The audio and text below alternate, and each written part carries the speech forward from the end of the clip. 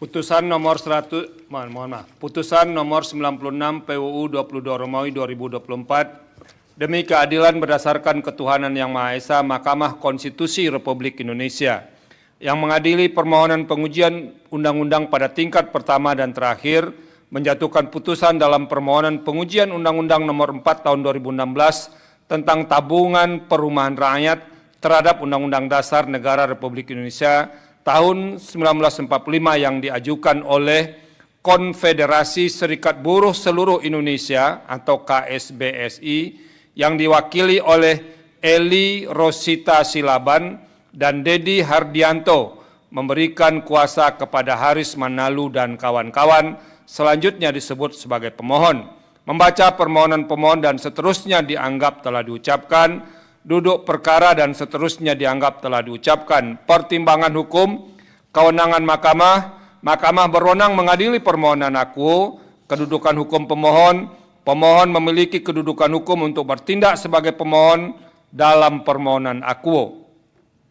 Paragraf 3.6 sampai dengan paragraf 3.11 dan seterusnya dianggap telah diucapkan. Menimbang bahwa berkenaan dengan permohonan akuo, penting bagi Mahkamah menegaskan terlebih dahulu bahwa permohonan akuo dilakukan pemeriksaan persidangan dengan agenda pembuktian dalam sidang pleno bersamaan dengan permohonan nomor 86 tahun 2024 dan permohonan nomor 134 tahun 2024.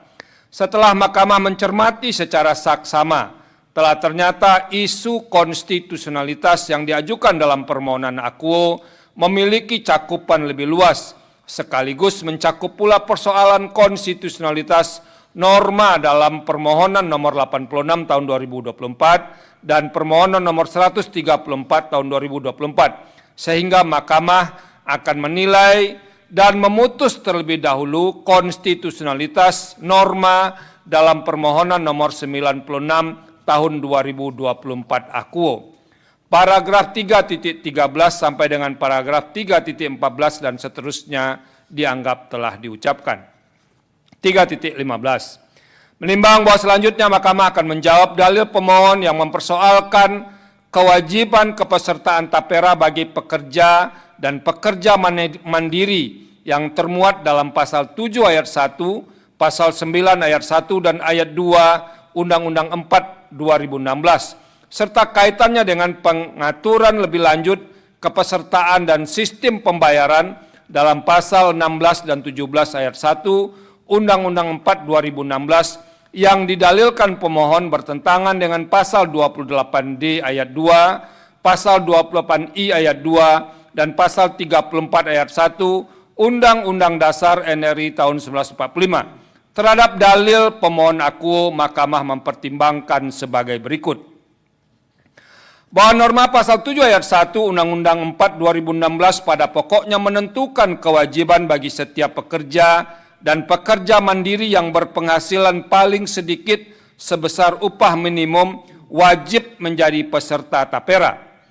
Adanya norma yang mewajibkan bagi peserta tersebut yang dipersoalkan konstitusionalitasnya oleh pemohon karena tapera merupakan akronim dari tabungan perumahan rakyat yang merupakan tabungan.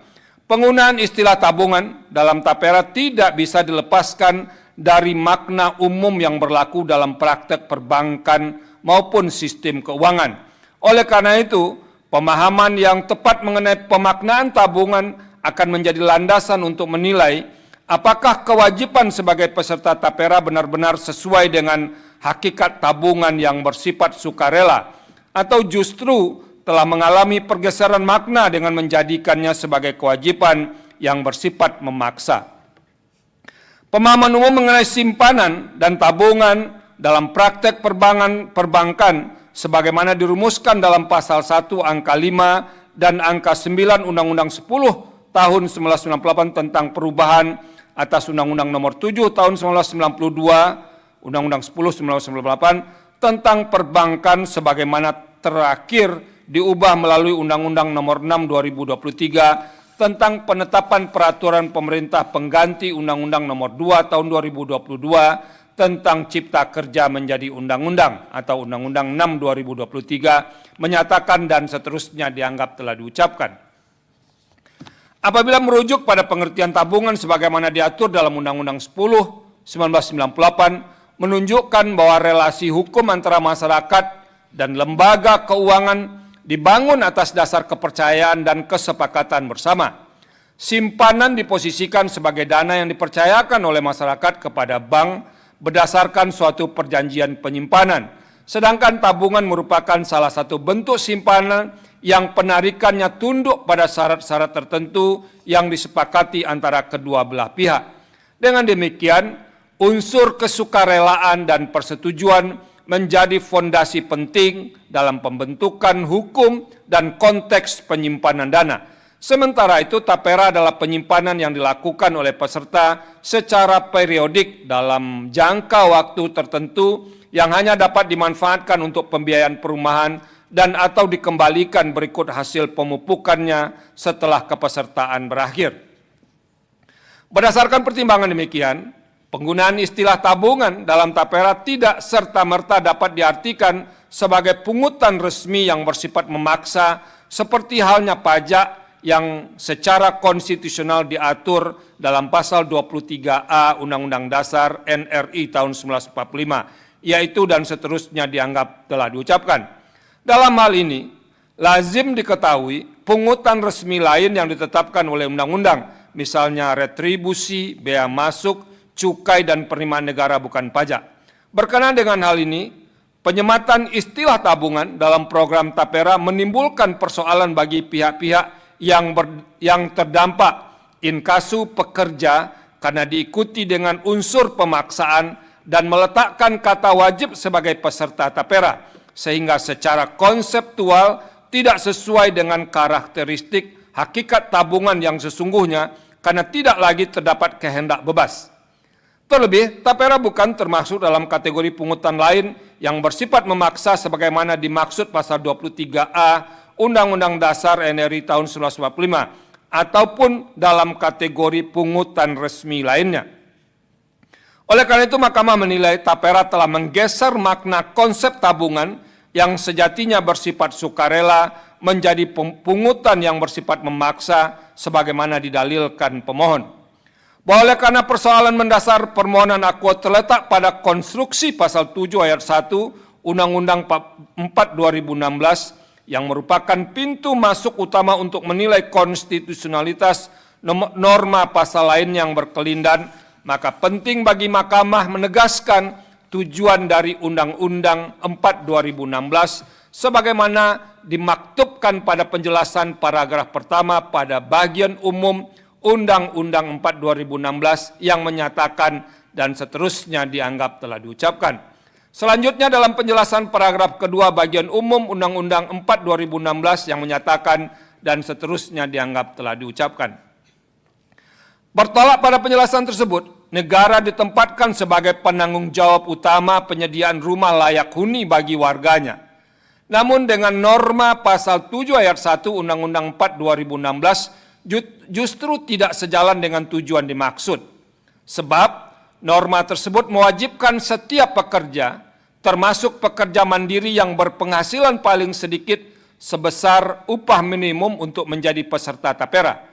Norma demikian menggeser peran negara sebagai penjamin menjadi pemungut iuran dari warganya.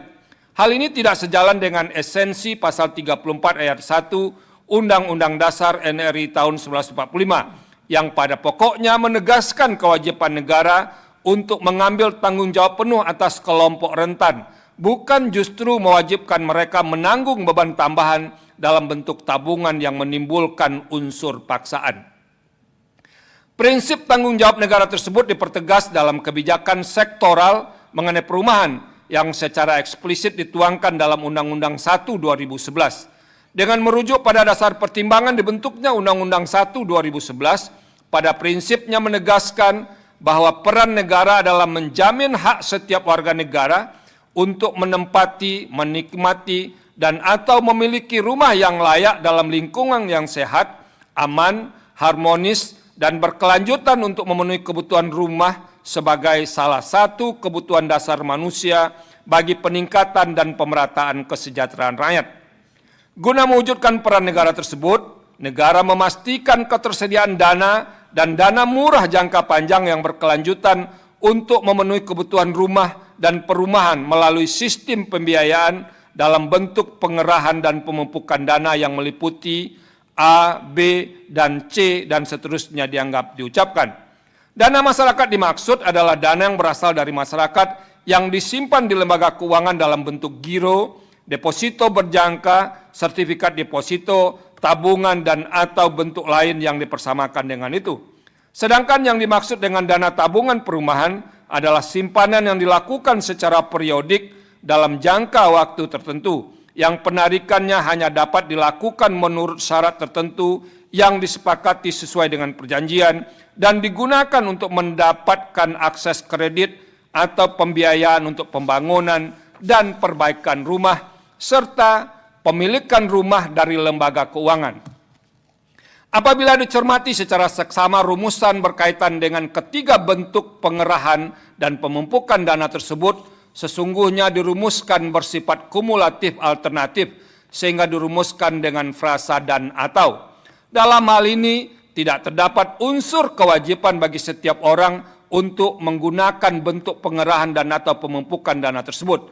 Terlebih jika dicermati secara saksama, salah satu unsur dalam dana tabungan perumahan adalah adanya unsur disepakati dengan perjanjian. Artinya penggunaan kata wajib lebih bersifat sepihak dan merupakan bentuk ketidakselarasan dengan unsur disepakati dengan perjanjian tersebut. Pada dana tabungan perumahan, peran pemerintah pusat dan pemerintah daerah adalah mendorong pemberdayaan lembaga keuangan bukan bank dalam pengerahan dan pemupukan dana tabungan perumahan. Dengan merujuk pada penjelasan dana tabungan perumahan dalam penjelasan pasal 123 ayat 1 huruf B Undang-Undang 1 2011 juga tidak memperlihatkan adanya kewajiban untuk mengikuti dan menggunakan dana tabungan perumahan dalam rangka memenuhi kebutuhan bertempat tinggal. Oleh karena itu, pemohon mendalilkan terdapat ketidakjelasan maksud kata wajib dalam norma pasal 7 ayat 1 Undang-Undang 4 2016. Padahal pasal 28 ayat 2 Undang-Undang Dasar RI tahun 1945 menegaskan bahwa paragraf 3.6 sampai dengan 3.11 dan seterusnya dianggap telah diucapkan. Dalam kaitan ini, menurut Mahkamah, jika norma pasal 7 ayat 1 Undang-Undang 4 2016 mewajibkan setiap pekerja, termasuk pekerja mandiri menjadi peserta tapera, maka hal ini akan menjadi beban pekerja terlebih bagi yang terkena PHK dan atau pemberi kerja yang usahanya telah dibekukan atau dicabut izin usahanya, sehingga berpotensi mendegradasi kehidupan sosial ekonomi yang semakin menjauhkan negara dalam upaya mewujudkan amanat pasal 34 ayat 1 Undang-Undang Dasar NRI tahun 1945 yang berdampak pada kehidupan ekonomi pekerja maupun pemberi kerja.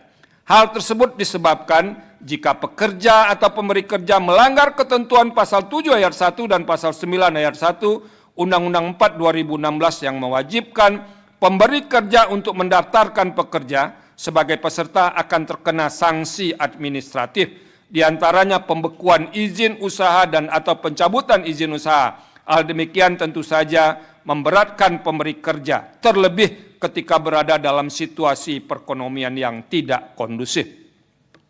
Dalam kaitan ini, setelah Mahkamah mencermati secara saksama cakupan pekerja yang diwajibkan menjadi peserta tapera sebagaimana ditentukan dalam pasal 7 ayat 1 Undang-Undang 4 2016 telah dielaborasi dalam PP 25 tahun 2020 meliputi A dan seterusnya dianggap telah diucapkan. Artinya siapapun yang bekerja menerima gaji atau upah wajib menjadi peserta tapera. Bahwa setelah mempertimbangkan ketentuan norma pasal 7 ayat 1 Undang-Undang 4 2016 dalam kaitannya dengan peran negara dan prinsip keadilan sosial dalam sistem pembiayaan perumahan, Mahkamah selanjutnya perlu menilai konsistensi kebijakan tapera dengan norma dan prinsip yang telah diatur dalam peraturan perundang-undangan terkait, khususnya Undang-Undang 1 2011 dan Undang-Undang Nomor 40 Tahun 2004 tentang sistem jaminan sosial atau Undang-Undang 40 2004 sebagaimana telah diubah terakhir melalui Undang-Undang 6 2023. bahwa Undang-Undang 1 2011 telah menentukan dengan jelas kemudahan yang dilakukan oleh pemerintah dan pemerintah daerah bagi masyarakat yang berpenghasilan rendah atau MBR untuk mendapatkan bantuan pembiayaan pembangunan dan perolehan rumah umum dan rumah swadaya. Namun dengan adanya kewajiban pekerja menjadi peserta tapera dengan tujuan pengerahan dan pemumpukan dana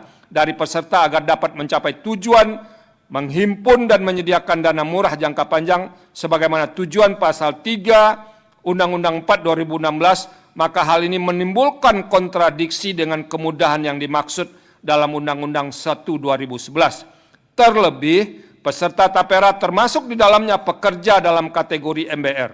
Padahal tanpa wajib menjadi peserta, setiap pekerja juga sudah dapat mengakses layanan kepemilikan, pembangunan dan renovasi rumah dari berbagai skema. Dalam kaitan ini penting bagi Mahkamah untuk menilai eksistensi dan fungsi sistem jaminan sosial yang berlaku sebagaimana diatur dalam Undang-Undang 40 2004. Dalam hal ini Undang-Undang 40 2004 menegaskan bahwa pekerja swasta dapat mengakses manfaat perumahan yang termasuk bagian dari program jaminan hari tua atau JHT sebagaimana diatur dalam pasal 18 Undang-Undang 40 2004.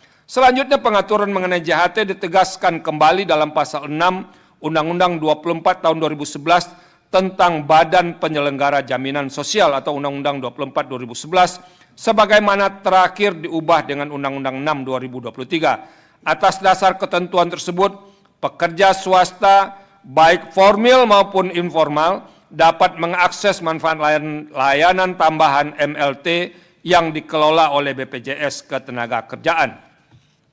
Terkait dengan hal tersebut di atas, Mahkamah perlu menjelaskan dan tanpa bermaksud menilai legalitas peraturan pemerintah nomor 46 tahun 2015 tentang penyelenggaraan program jaminan hari tua PP 46 2015 yang telah diubah dengan PP nomor 60 tahun 2015 tentang perubahan atas peraturan pemerintah nomor 46 tahun 2015 tentang penyelenggaraan program jaminan hari tua PP 60 2016 yang merupakan peraturan pelaksana Undang-Undang 40 2004, yaitu menegaskan bahwa JHT tidak hanya berfungsi untuk menjamin kesejahteraan di masa tua, tetapi juga dirancang agar dapat dimanfaatkan untuk kebutuhan mendadak di usia produktif. Kebutuhan mendesak di usia produktif. Lebih lanjut dalam pasal 22 ayat 5 PP 46 2015 memberikan keleluasaan kepada pekerja untuk memanfaatkan sebagian JHT, yaitu hingga 30% untuk kepemilikan rumah dan 10% keperluan lain terkait persiapan masa pensiun. Selain itu pasal 25 ayat 1 dan penjelasannya PP 46 2015 secara tegas mengatur bahwa peserta memperoleh manfaat tambahan berupa fasilitas pembiayaan perumahan yang bersumber dari dana investasi JHT yang mencakup pinjaman uang muka perumahan, kredit kepemilikan rumah, rumah susun sederhana sewa, maupun pinjaman renovasi perumahan.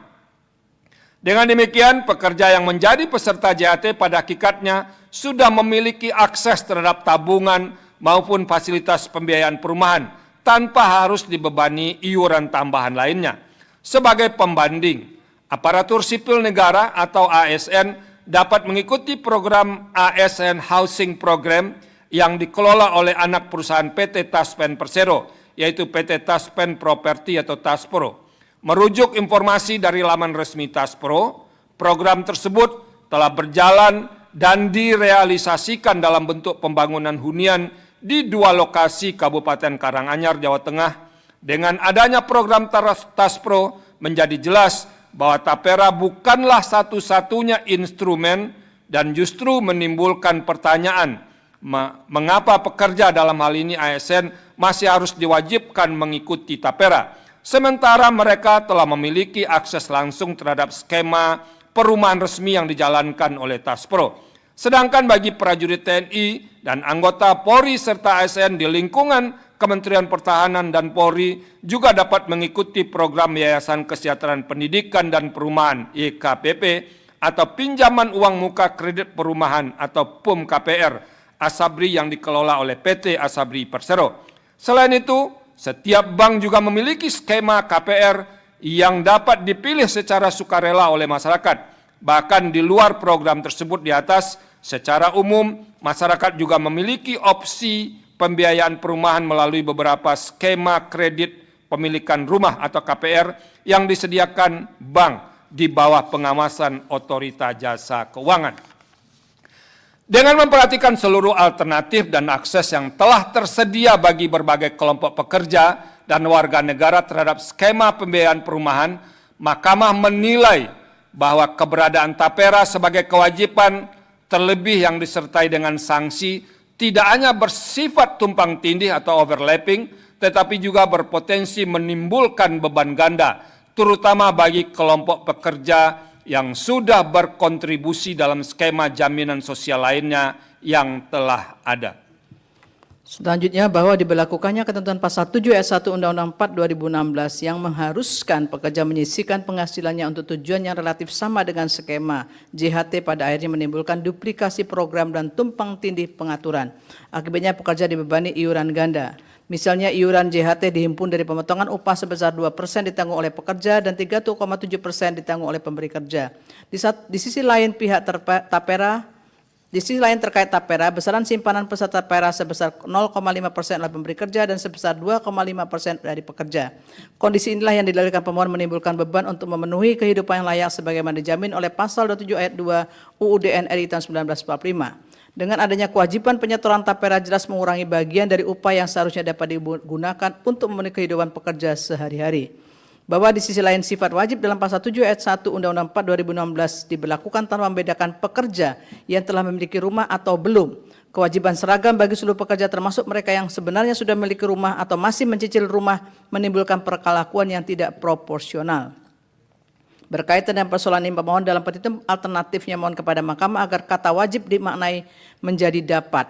Setelah Mahkamah mencermati secara sama substansi norma pasal 7 ayat 1 Undang-Undang 4 2016 merupakan ruh yang menjiwai keseluruhan norma dalam pasal 4 Undang-Undang 20 2016 karena esensinya ada untuk pengerahan dana dengan cara pemupukan dana dari peserta inkasu pekerja, maka pemaknaan kata dapat dimaksud jika dikabulkan secara substantif berimplikasi pada pengaturan dalam Undang-Undang 4 2016 mulai dari kewajiban pemberi kerja untuk mendaftarkan pekerjanya serta keharusan pekerja mandiri untuk mendaftarkan dirinya sendiri pembayaran tapera oleh pemberi kerja dan pekerja hingga pengenaan sanksi di mana keseluruhan pengaturan tersebut masih relevan apabila keikutsertaan peserta menjadi bersifat wajib. Apabila sifat wajib tersebut berubah menjadi dapat, maka keseluruhan mekanisme tapera kehilangan logika normatifnya. Sanksi menjadi tidak berdasar, kewajiban penyetoran menjadi tidak bermakna, dan operasionalisasi kelembagaan tapera menjadi tidak mungkin dijalankan sebagaimana tujuan pembentukan Undang-Undang 4 2016. Oleh karena itu perubahan redaksional semata hanya menimbulkan disharmoni internal, inkonsistensi antar pasal, serta ketidakpastian hukum yang justru bertentangan dengan pasal 28D ayat 1 UUD NRI tahun 1945. Sebab pasal 7 ayat 1 Undang-Undang 4 2016 sesungguhnya merupakan pasal jantung atau core norm dari keseluruhan sistem tapera dalam Undang-Undang 4 2016 yang berlandaskan prinsip kewajiban menjadi peserta tersebut. Selain itu, persoalan mendasar Undang-Undang 4 2016 bukan hanya terletak pada satu pasal tertentu, melainkan pada desain hukum secara keseluruhan. Tapera dibentuk dengan konsep tabungan, namun hasil akhirnya hanyalah pengembalian uang simpanan di akhir masa kepesertaan atau masa pensiun.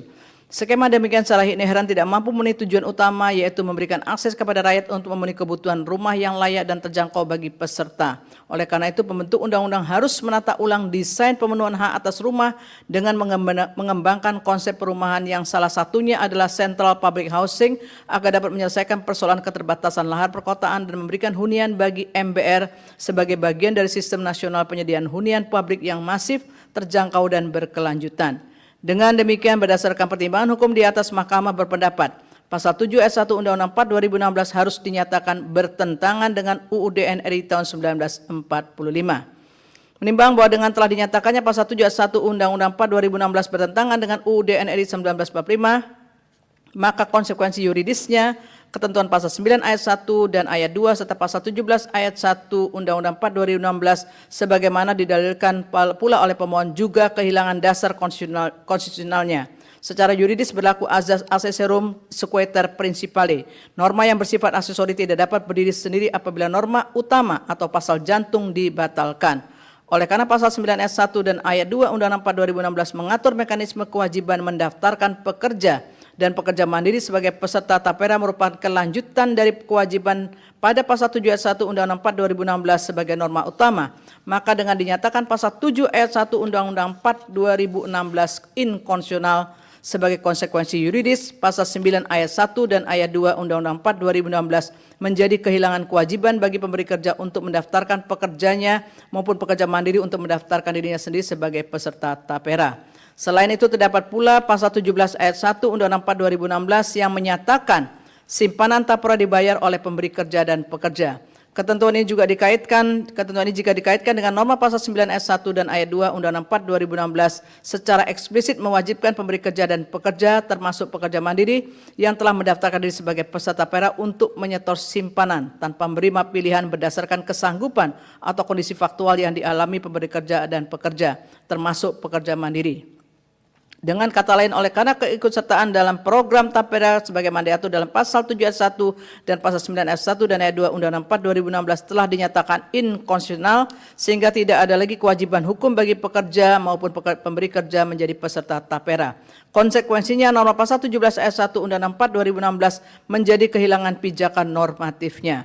Hal ini dikarenakan kewajiban membayar simpanan tapera dalam pasal 17 ayat 1 Undang-Undang 4 2016 merupakan turunan langsung dari keharusan atau kewajiban menjadi peserta dalam pasal 7 ayat 1 Undang-Undang 4 2016 termasuk dalam kaitannya dengan kewajiban untuk mendaftarkan sebagai peserta tapera dalam norma pasal 9 ayat 1 dan ayat 2 Undang-Undang 4 2016 yang telah dinyatakan bertentangan dengan UUD NRI tahun 1945. Maka norma pasal 17 ayat 1 Undang-Undang 4 2016 sebagai turunan dari norma tersebut menjadi tidak logis untuk dipertahankan. Dengan demikian tidak terdapat keraguan bagi Mahkamah untuk menyatakan norma pasal 17 ayat 1 Undang-Undang 4 2016 bertentangan dengan UUD NRI tahun 1945. Menimbang bahwa selain mempersoalkan konsistensi norma yang mewajibkan pekerja menjadi peserta tapera, pemohon juga mempermasalahkan keberadaan norma delegatif dalam pasal 16 Undang-Undang 4 2016 yang memberikan kewenangan kepada pemerintah untuk mengatur lebih lanjut tata cara kepesertaan dan simpanan melalui peraturan pemerintah. Sementara itu pasal 7 ayat 1 Undang-Undang 4 2016 mengandung norma substantif yang mewajibkan pekerja dan pemberi kerja menjadi peserta tapera. Karena Mahkamah telah menyatakan pasal 7 ayat 1 Undang-Undang 4 2016 inkonstitusional, maka landasan substantif yang menjadi dasar pendelegasian pasal 16 Undang-Undang 4 2016 menjadi hilang. Dengan demikian, meskipun pasal 16 Undang-Undang 4 2016 secara redaksional tidak mengatur substansi kewajiban melainkan hanya memberikan kerangka teknis, namun keberlakuan pasal 16 Undang-Undang 4 2016 tetap tidak dapat dipertahankan karena norma delegatif tersebut tidak lagi memiliki pijakan. Berkenaan dengan pendelegasian kewenangan dari pasal 16 Undang-Undang 4 2016 tersebut, berdasarkan fakta hukum yang terungkap dalam persidangan telah diterbitkan peraturan pemerintah nomor 25 tahun 2020 tentang penyelenggaraan tabungan perumahan rakyat sebagai pelaksana pasal 16, pasal 17 ayat 2, pasal 21 ayat 5, pasal 35 ayat 3, pasal 62 ayat 3, pasal 72 ayat 2 Undang-Undang 4 2016 yang telah diubah dengan peraturan pemerintah nomor 21 tahun 2004 tentang perubahan atas PP 25 2000 tentang penyelenggaraan tabungan perumahan rakyat.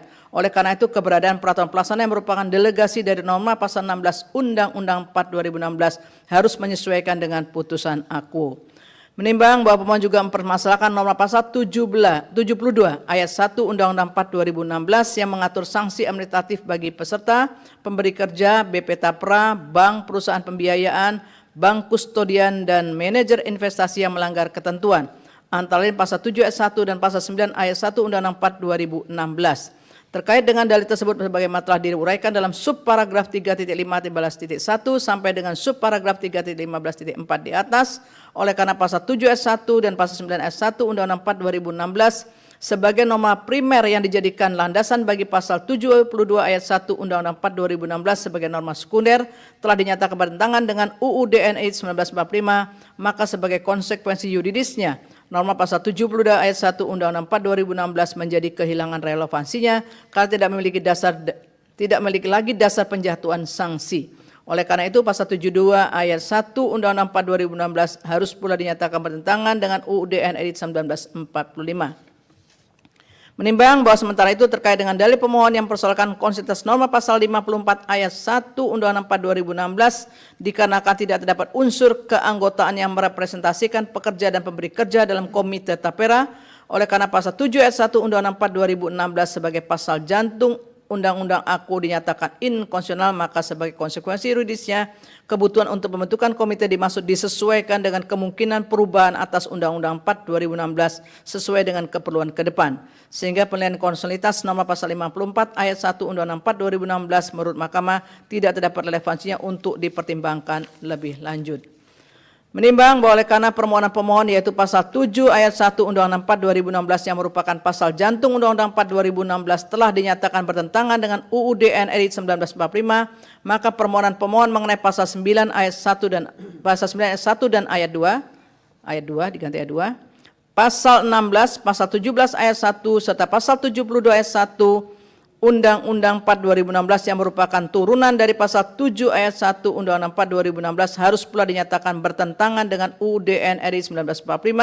Dengan demikian oleh karena pasal 7 ayat 1 Undang-Undang 4 2016 adalah pasal jantung yang telah dinyatakan bertentangan dengan UUD NRI 1945, maka tidak ada keraguan bagi Mahkamah untuk menyatakan Undang-Undang 4 2016 secara keseluruhan harus dinyatakan bertentangan dengan Undang-Undang Dasar NRI 1945. Berkenaan dengan pendirian mahkamah tersebut tidak dapat dilepaskan dari bentuk konsistensi pendirian mahkamah sebagaimana antara lain dalam putusan Mahkamah nomor 001, 021, 022 2023 yang diucapkan dalam sidang pleno terbuka untuk umum pada tanggal 15 Desember 2004.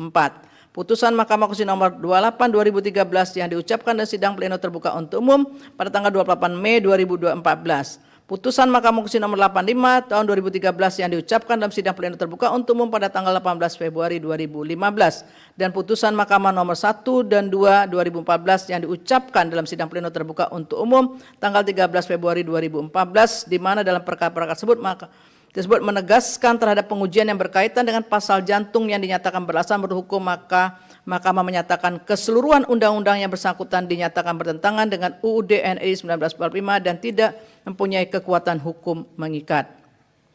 Menimbang bahwa sehubungan dengan norma pasal 7 ayat 1 Undang-Undang 4 2016 sebagai pasal jantung telah dinyatakan bertentangan dengan UUD NRI 1945 dan tidak mempunyai kekuatan hukum mengikat, di mana norma pasal AKU berdampak pada pasal-pasal lain dalam Undang-Undang 4 2016 sebagaimana didalilkan pemohon, Mahkamah menyadari bahwa hal tersebut dapat menimbulkan kekosongan hukum, khususnya dalam hal sistem pendanaan dan pembiayaan perumahan jangka panjang yang menjadi tujuan kebijakan perumahan nasional melalui tapera.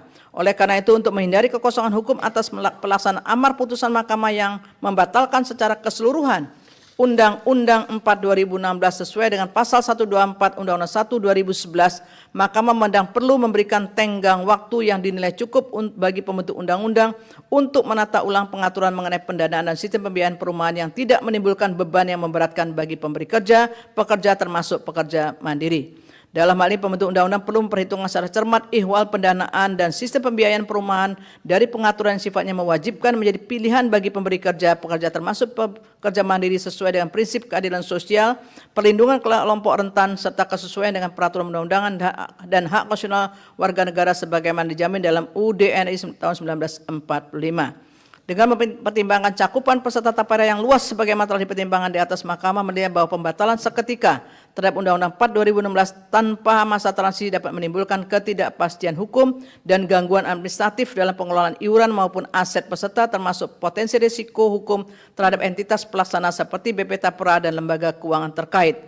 Oleh karena itu, untuk menghindari kekosongan hukum atau rex vakum, maka memberikan tenggang waktu paling lama 2 tahun kepada pembentuk undang-undang untuk menata ulang sesuai dengan amanat Undang-Undang 1 2011.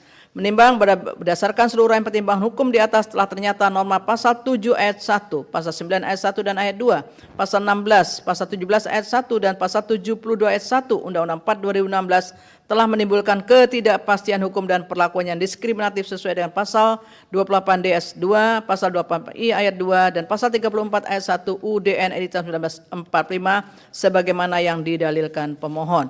Oleh karena itu pasal 7 ayat 1 Undang-Undang 4 2016 merupakan pasal jantung dari Undang-Undang 4 2016 sehingga Mahkamah harus menyatakan Undang-Undang 4 2016 bertentangan dengan UUD NRI 1945 secara keseluruhan. Dengan demikian dalil pemohon adalah beralasan menurut hukum untuk seluruhnya. Paragraf 3.23 dan seterusnya dianggap diucapkan. Konklusi dan seterusnya dianggap diucapkan. Berdasarkan Undang-Undang Dasar Negara Republik Indonesia tahun 1945 dan seterusnya dianggap diucapkan. Amar putusan mengadili: 1. Mengabulkan permohonan pemohon untuk seluruhnya. 2. Menyatakan Undang-Undang Nomor 4 Tahun 2016 tentang Tabungan Perumahan Rakyat, Lembaran Negara Republik Indonesia Tahun 2016 Nomor 55, tambahan Lembaran Negara Republik Indonesia Nomor 5863 bertentangan dengan Undang-Undang Dasar Negara Republik Indonesia tahun 1945 dan tidak memiliki kekuatan hukum mengikat sepanjang tidak dilakukan penataan ulang sebagaimana amanat pasal 124 Undang-Undang Nomor 1 Tahun 2011 tentang Perumahan dan Kawasan Pemukiman, Lembaran Negara Republik Indonesia tahun 2011 Nomor 7, tambahan Lembaran Negara Indonesia Nomor 5188. 3. Menyatakan Undang-Undang Nomor 4 Tahun 2016 tentang Tabungan Perumahan Rakyat, Lembaran Negara Republik Indonesia tahun 2016 Nomor 55, tambahan Lembaran Negara Republik Indonesia Nomor 5863 dinyatakan tetap berlaku dan harus dilakukan penataan ulang dalam waktu paling lama 2 tahun sejak putusan aku diucapkan. 4. Memerintahkan pemuatan putusan ini dalam Berita Negara Republik Indonesia sebagaimana mestinya. Demikian diputus dan rapat permusyawaratan hakim oleh 9 hakim konstitusi, yaitu nama-nama hakim dianggap diucapkan pada hari Jumat tanggal 18 bulan Juli tahun 2025 yang diucapkan dalam sidang pleno Mahkamah Konstitusi terbuka untuk umum pada hari Senin tanggal 29 bulan September tahun 2025 selesai diucapkan pukul 14.54 waktu Indonesia Barat oleh 8 hakim konstitusi tanpa dihadiri oleh Hakim Konstitusi Arsul Sani dengan dibantu oleh Akmaria, Rina Rasika, Radian Primanugraha dan Dian Kusnul Khotimah sebagai panitera pengganti serta dihadiri oleh pemohon dan atau kuasanya, Dewan Perwakilan Rakyat atau yang mewakili dan Presiden atau yang mewakili serta pihak terkait, BP Tapra dan atau kuasanya.